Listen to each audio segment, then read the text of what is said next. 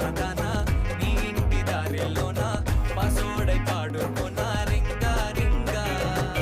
బిర్రాన చేరుకోనా నీ ముందు నిల్చుకోనా చేసి ఎత్తుకోనా బంగారంగా